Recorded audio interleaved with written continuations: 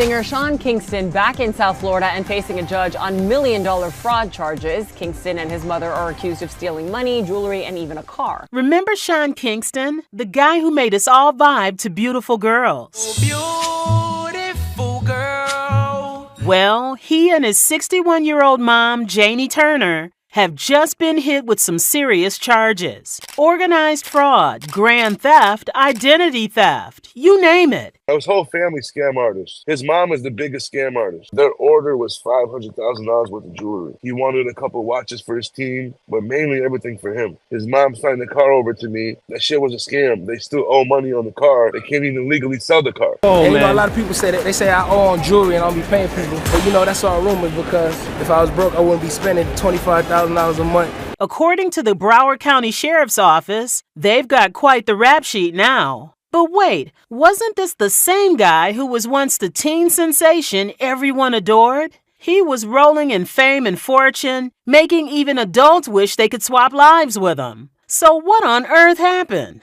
How did things go so spectacularly off the rails? Buckle up, because we're about to dive into the wild story of how Sean Kingston's glittery career took a nosedive.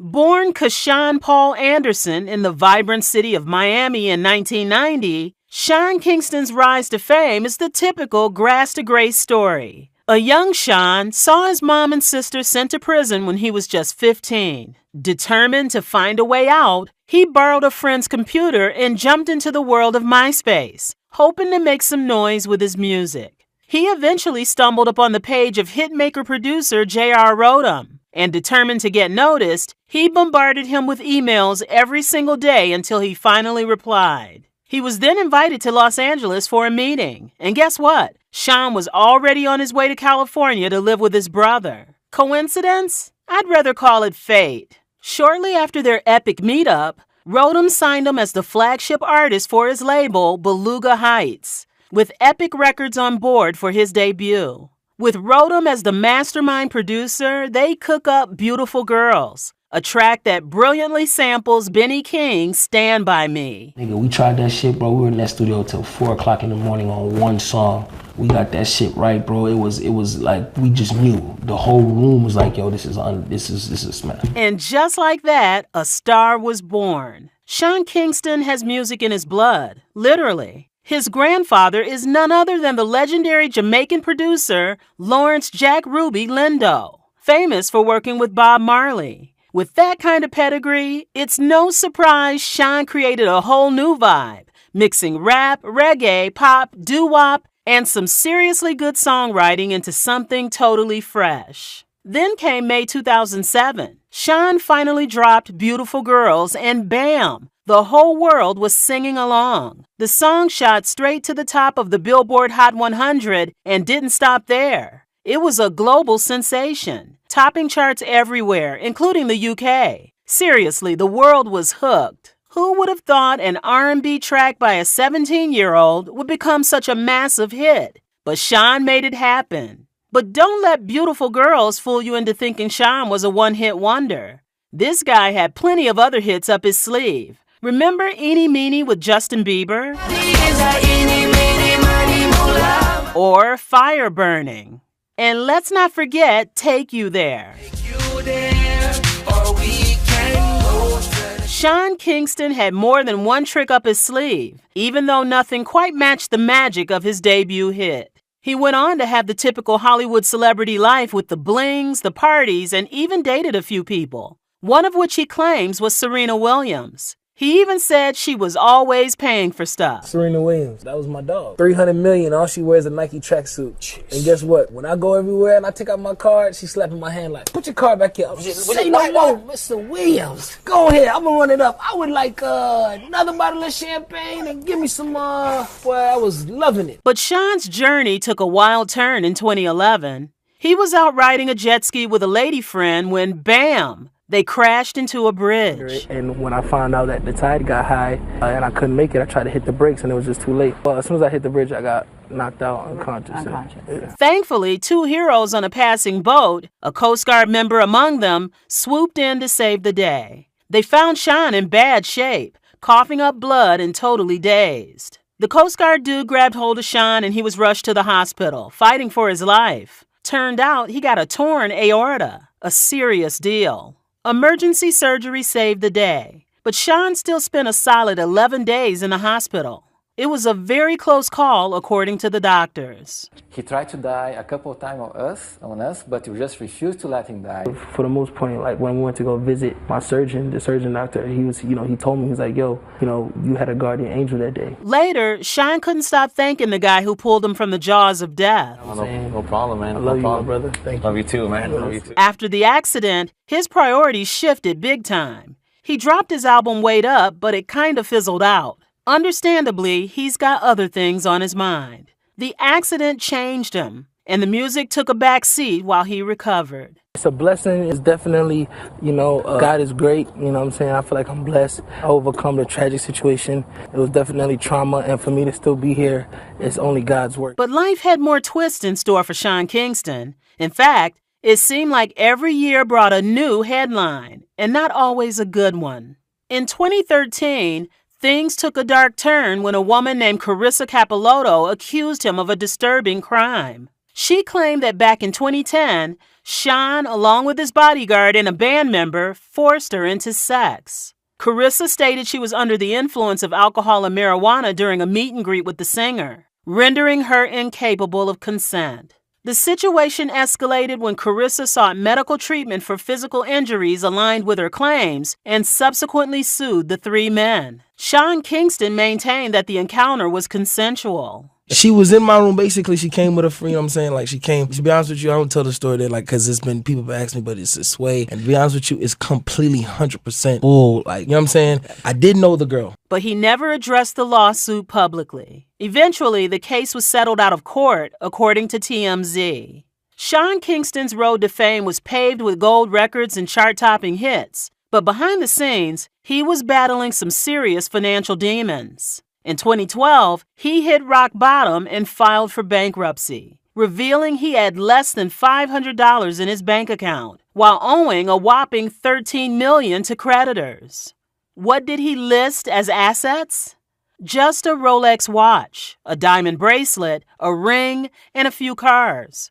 Oh, and he claimed he was making a measly $648 a month from royalties. But it didn't stop there. In 2014, his Bentley got snatched after he failed to keep up with payments. And then, in 2015, his Lamborghini suffered the same fate. In 2014, the drama escalated when Sean Kingston found himself facing his first lawsuit. The Beautiful Girls crooner had commissioned 2 custom jewels from Avi Davidoff, a.k.a. Avi the Jeweler, in Manhattan. But here's the kicker. Kingston allegedly owed Avi over $200K for these bespoke pieces. The saga ended with Davidoff victorious in court, as reported by the New York Daily News. But the bling battles didn't end there. Fast forward to the following year, and Kingston's tangled up in another jewelry-related case. According to Complex, associates of Avian Jewelers allegedly pulled a Hollywood-style stunt, kidnapping Kingston over unpaid custom watches. He claimed he was set up during a meeting to settle the score over a $185,000 watch. He says a gang of goons swooped in, snatched him, and dumped him unceremoniously on the street. However, authorities had a different take, dismissing it as a mere business disagreement. By January 2016, the case was closed, but Sean was still knee-deep in bling drama. That same year, he found himself locked in a legal showdown with New York City jeweler Aqua Masters, who claims he stiffed them on a $300K jewelry bill, including more custom pieces. And guess what? Complex reports that once again, the jeweler won the case. But Sean set the record straight. He's not broke, and he sure as heck didn't skip out on his jewelry tab. Oh, and, a lot of people say that. They say I own jewelry and I don't be paying people. But, that's all rumors because at the end of the day, if I was broke, I wouldn't be spending, $25,000 a month out here living in LA. In that same crazy year, Sean Kingston faced yet another wild incident. This time, he got robbed at the Penthouse nightclub and day club in Los Angeles. Yup, someone swiped his $300K chain right off him. And it didn't end there. Things got physical, with Sean taking a nasty hit to the head from a bottle during the scuffle. But here's the kicker. When the cops came knocking, Sean wasn't exactly eager to spill the beans. So the investigation hit a dead end. But Sean wasn't about to let it slide. Nope, he slapped the club with a lawsuit, claiming they were in on the whole thing. Unfortunately, it didn't quite pan out, and Sean was left feeling pretty shaken up about the whole ordeal. It was after this he got jumped by Migos. Yes, the Migos. We went out there thinking we was going to have a conversation. Kingston says he was tricked into meeting up with them outside. They FaceTime me, yo, come outside, let's talk like men. I miss you, let's chop it up, you know what I'm saying? And as soon as I went outside, there was no talking. It was people, they just started jumping on me and started throwing punches. I didn't have a chance to put my set up. I didn't have a chance to do nothing. So here's how it went down. Sean and the Migos got into a nasty spat, reportedly over a heated argument involving none other than Soulja Boy. According to TMZ, things escalated in a flash, and before you know it, the Migos were allegedly stomping on Sean's head. Witnesses say that someone from Kingston's side fired a shot into the air during the fight, but fortunately, no one was hurt. Now, fast forward to 2019, and Sean's back in the headlines, but once again, not for his music. Nope, this time, he's caught in the middle of a police standoff at Dino's Chicken and Burgers in L.A. Why? Because someone thought they saw him waving a gun around. Crazy, right? Turns out it was a false alarm, and Sean and his crew were let off the hook. In 2021, Sean Kingston found himself smack dab in the middle of yet another juicy scandal. This time, it was all about a brawl with a music video director that turned downright ugly. So here's the tea. According to TMZ, Sean allegedly threw punches at this poor director before whipping out a gun and waving it around like he's in a Wild West showdown. And get this, it all went down while they were supposed to be making sweet music together. Okay, I know it seems like a whole lot of drama already, but trust me, we're not even done. Just when you thought things couldn't get any messier, here comes another bombshell. Complex spilled the tea that there's an arrest warrant out for Sean Kingston's grand theft. Apparently, some mystery jeweler sent him a bunch of bling, but Sean conveniently forgot to pay up. Spent over millions of dollars with them, and just because, I might be late on one payment, I'm going to sue him off for being late on one payment. That's not right.